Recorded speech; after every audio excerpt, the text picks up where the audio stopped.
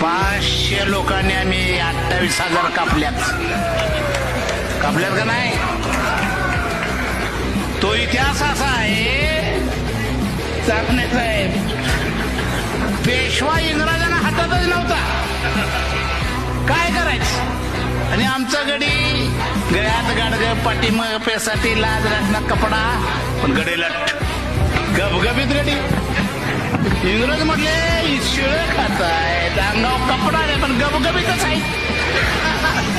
यांचं सैन्य जर बनवलं तर बुक्काच होईल.